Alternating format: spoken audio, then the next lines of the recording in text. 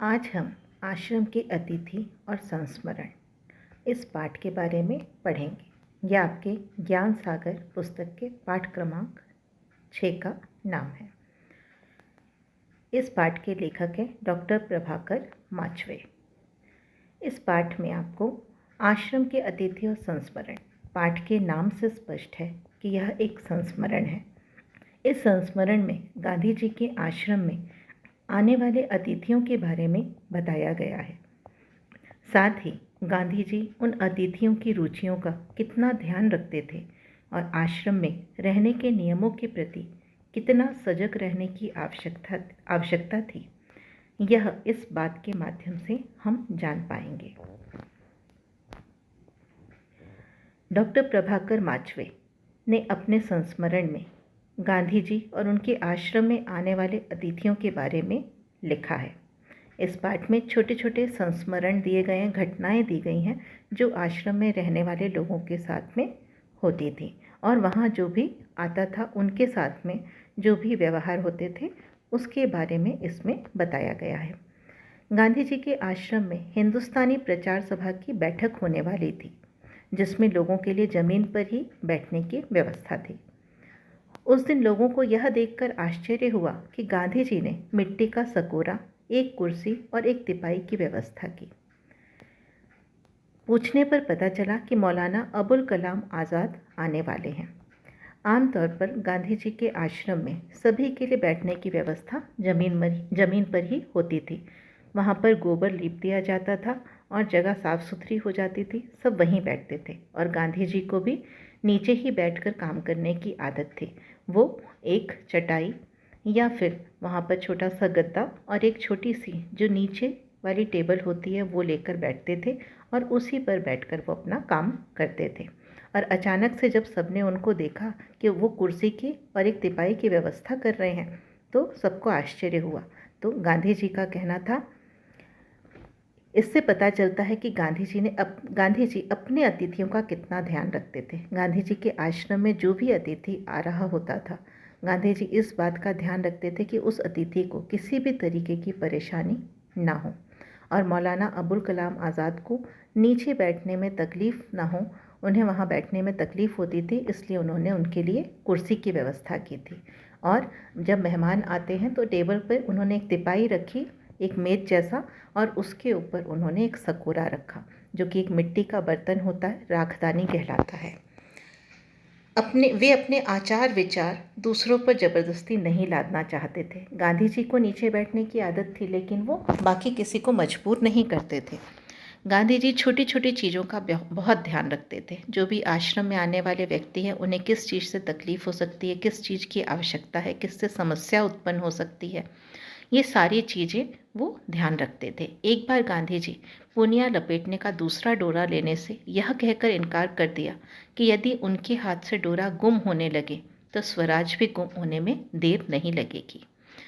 गांधी जी सूत काटने का काम करते थे। चरखे पे वो स्वयं ही सूत काटते थे। उसके लिए वो रुई की पूनियाँ बनाते थे जिसे वो डोरा लपेटना कहते थे और वो कटोरे के ऊपर लपेटते थे उन पूनियों को और उसी से वो सूत काटते थे। तो एक बार वो जो डोरा रहता है वो घूम जाता है, तो गांधी जी जिससे कहते हैं लाने के लिए, जो उनके पास व्यक्ति रहता था उससे वो कहते हैं कि लेकर आइए, तो वो दूसरा नया डोरा ले आते हैं।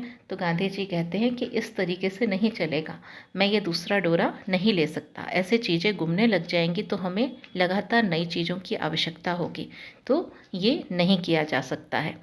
इसके अलावा गांधी जी लिफाफे, चिट्ठियों के कोरे भाग को काट कर रख लेते थे ताकि बाद में उसे प्रयोग में लाया जा सके। इस प्रकार गांधी जी कागज़ के अपव्यय को रोकते थे। लिफाफे में एक तरफ एड्रेस लिखा होता था, दूसरी तरफ वह खाली होता था, तो उसमें वो लिखने का काम करते थे। चिट्ठियों में एक भाग अगर छूट गया है, कोरा है, तो वो उसमें भी लिखने का काम कर लिया करते थे। इस प्रकार से वो कागज़ के अपव्यय को रोकते थे। गांधी जी चाहते थे कि काम में लाई जाने वाली सभी चीज़ें विदेशी न होकर स्वदेशी हों।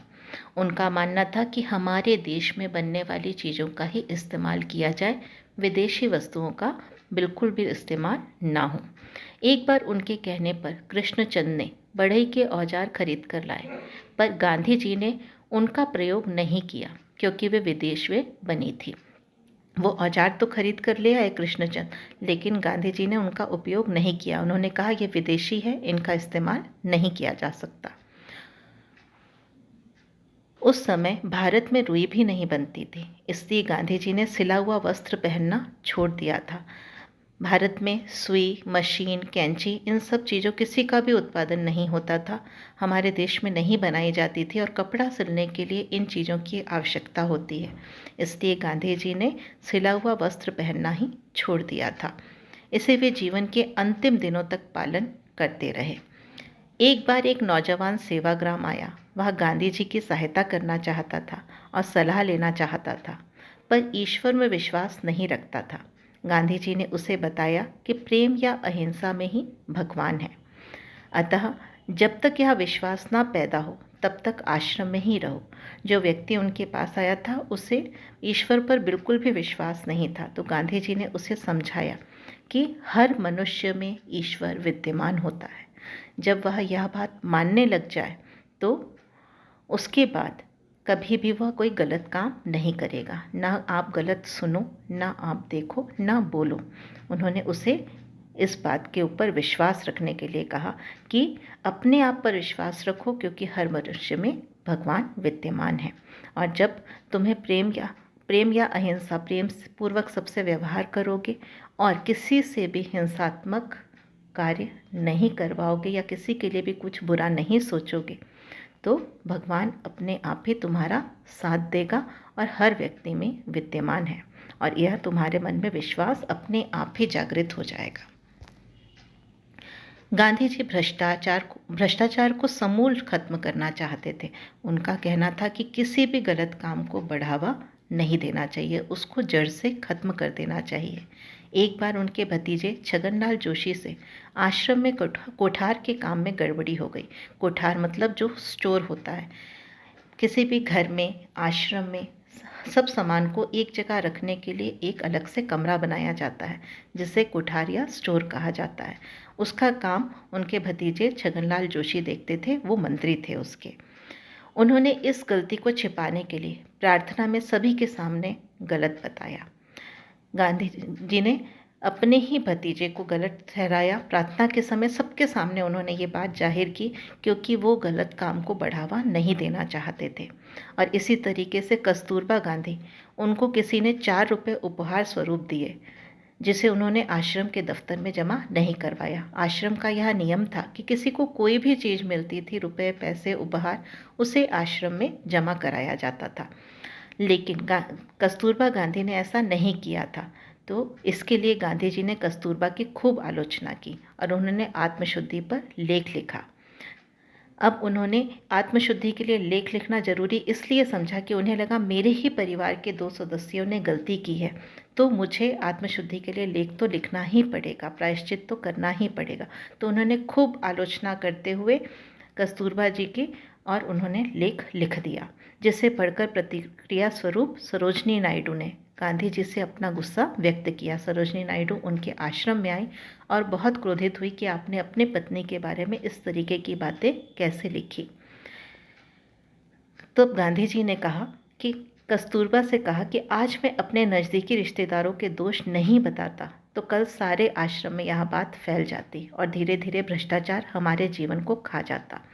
अब सरोजनी नायडू और कस्तूरबा गांधी दोनों को यह बात बुरी लगी थी, तो उन्होंने उनको समझाया कि अगर मैं अपने ही घर के लोगों, रिश्तेदारों के दोष अगर नहीं उजागर करूँगा तो धीरे धीरे यह बात आश्रम में फैल जाएगी कि मैं पक्षपात करता हूँ, और धीरे धीरे भ्रष्टाचार हमारे आश्रम में और हमारे जीवन में बढ़ने लग जाएगा। इसलिए बहुत आवश्यक था। साबरमती आश्रम के खेत में खूब कद्दू पैदा होते थे। अब अगला जो संस्मरण है, इसमें अगली घटना जो है वो वहाँ पैदा होने वाले सब्जियों के बारे में। वहाँ पर इतनी जगह थी कि आश्रम के लिए सारी साग भाजी सब कुछ वहीं पर उगाया जाता था और उसी का इस्तेमाल किया जाता था। और वहाँ पर कद्दू की पैदावार सबसे ज़्यादा होती थी, इसलिए रोज़ उसकी सब्जी उबाल कर बना दी जाती थी। रोज़ कद्दू को काट कर बड़े बड़े टुकड़ों में उबाल दिया जाता था और साथ में नमक रख दिया जाता था। जिससे लोग ज़रूरत के अनुसार नमक लेकर काम चलाते थे। ऐसी सब्जी की गांधी जी से कोई शिकायत भी नहीं कर पाता था। अब गांधी जी से शिकायत कैसे की जाए, क्योंकि गांधी जी का कहना था कि मिर्च मसाला नहीं खाना चाहिए। तो अब कोई भी इस बात की शिकायत नहीं कर पाता था, लेकिन महिलाओं और बच्चों से वो सब्जी खाई भी नहीं जाती थी। तो एक बार नरहरी भाई की पत्नी ने कद्दू की सब्जी पर एक गीत लिख डाला।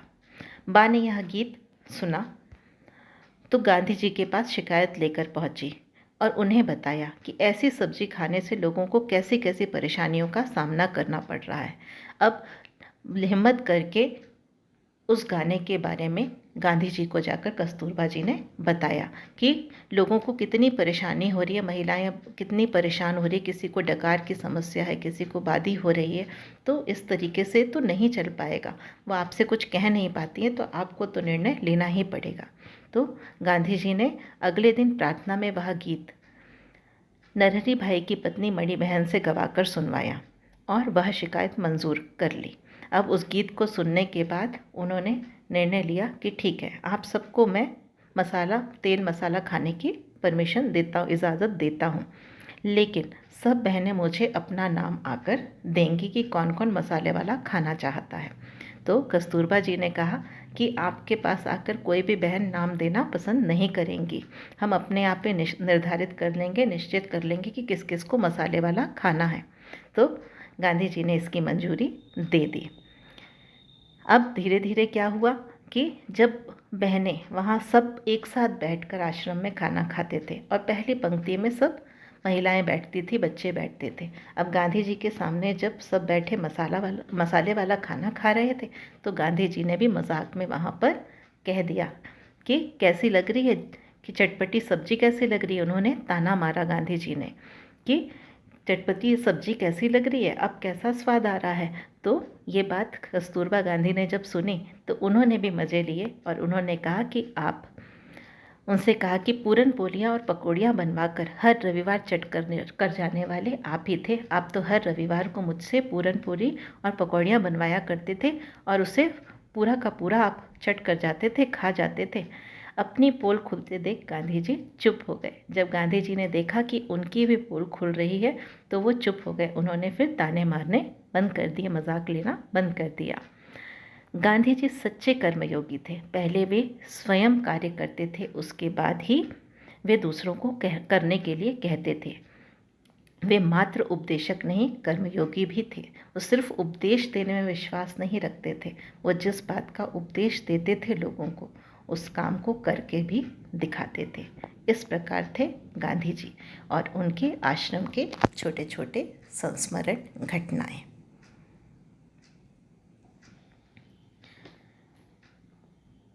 इस पाठ के कुछ शब्दार्थ जिनसे आपकी कठिनाई दूर हो सकती है, तो इसमें संस्मरण, यादगार, यादें, सकोरा अर्थात मिट्टी का कटोरानुमा बर्तन, अचरज, आश्चर्य, राखदानी जिसमें सिगरेट आदि की राख रखी जाए, गुमना, खो जाना, अपव्यय, बर्बादी, दशक, 10 सालों का समय, अधूरापन, पूरा ना होना, प्रतिकृति, रूप या आकार, कोठार, भंडार, प्रायश्चित, पछतावा भरा दुख, वादी, वाद संबंधी उदर की बीमारी, पेट की बीमारी, इजाज़त, अनुमति, पूरन पोली एक प्रकार का मीठा स्वादिष्ट व्यंजन, पोल खोलना, गुप्त बातें सभी को बताना, रहस्य बताना, उपदेशक, उपदेश देने वाला, कर्मयोगी,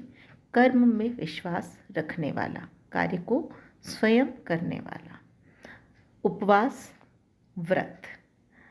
इस प्रकार आपने इसके शब्दार्थ जो आपको कठिन शब्द लगते हैं उन्हें आप अपनी कॉपी में सुंदर अक्षरों में लिखेंगे।